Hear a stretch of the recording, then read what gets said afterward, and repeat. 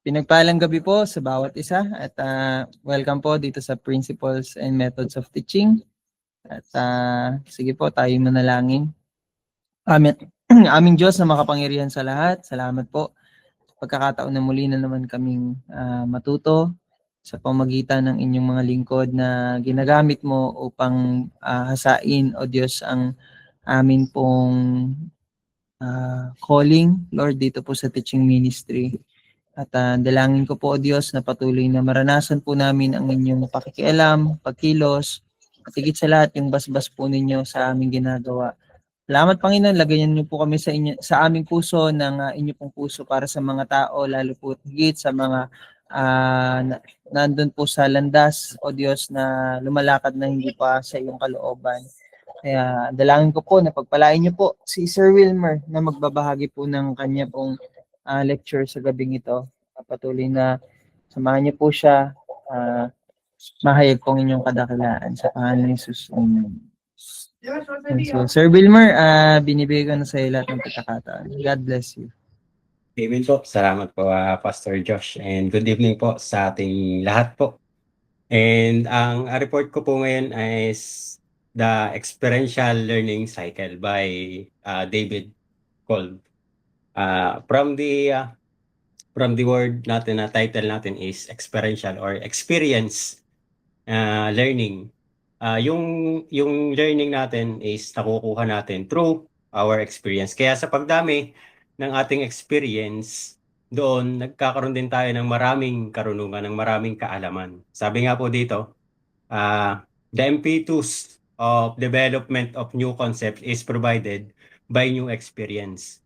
Sa pamamagitan ng mga bagong experience, nagkakaroon na de-develop yung ating karunungan, yung ating nagkakaroon tayo ng mga new concepts, nagkakaroon tayo ng mga bagong karunungan, ng bagong kaalaman sa pamamagitan ng ating mga bagong experiences.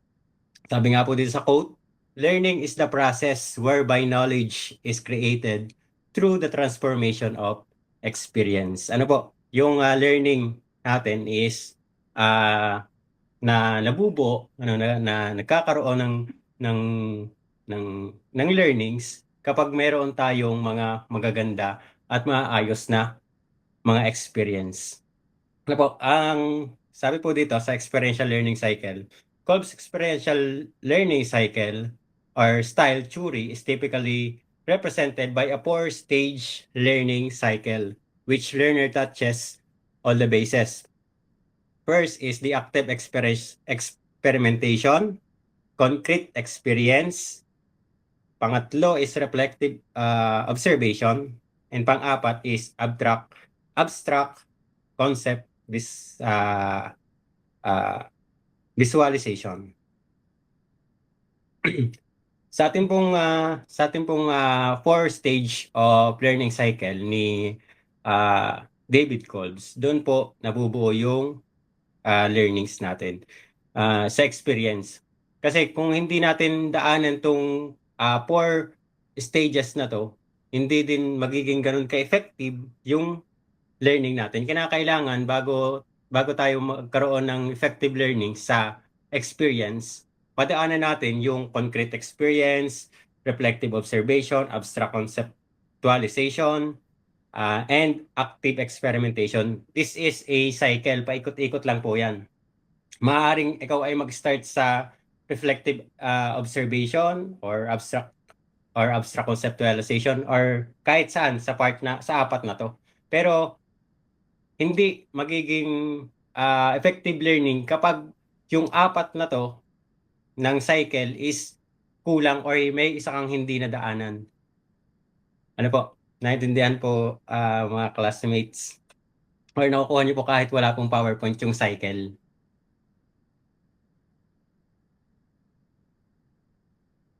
Yun, nakukuha naman po siguro. And ano nga po ba yung mga cycle na to?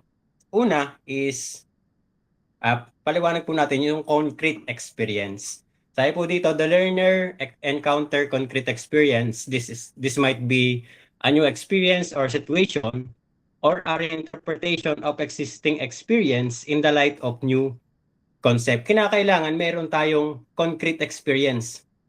Meron tayong na-encounter na mismo na or personally na isang experience or isang situation or reinterpretation ng experience para magkaroon tayo ng panibagong learning or panibagong knowledge.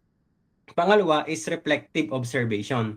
Ang reflective observation naman is yung ah yung observation mo or yung reflection mo doon sa concrete experience na naranasan mo. Kinakailangan magkaroon ka ng reflection kung papaano or kung ano nga ba yung mga natutunan mo doon sa iyong na-experience na yun. Pangatlo is yung tinatawag natin na abstract conceptualization or reflection gives rises to a new idea or modification of an existing abstract or ito na yung tinatawag na the person has learned from their experience. Sa abstract conceptualization naman, dito sa abstract, yung reflection mo dun sa experience mo, dun sa yung na-experience, kinakailangan mo naman siya i-enhance. Kung ano pa ba yung kulang, kung ano pa ba yung mga dapat natin i-improve dun sa ating nakaraan or na-experience na isang bagay, yan, dito naman papasok si abstract conceptualization or yung iniisip po natin. Yun, thank you po, Pastor Joshua.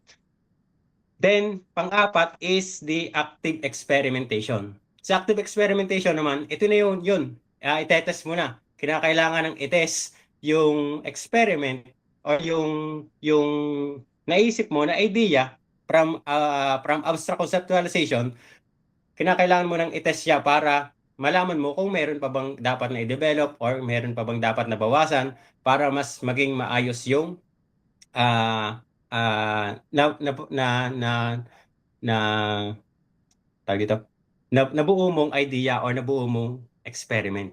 Then papasok na ulit siya ngayon sa concrete experiment. Paikot-ikot naman po siya. Then nasubukan mo na, nagawa mo na yung naisip mo na idea, nagawa mo na yung naisip mo na idea, then magkakaroon ka na ng concrete experience. And sa reflective experience naman, yan, uulit na lang po ulit siya. Magkakaroon ka ulit ng reflection doon sa iyong concrete experience or doon sa naranasan mo na experience. Then, sabi nga po dito, having a concrete experience followed by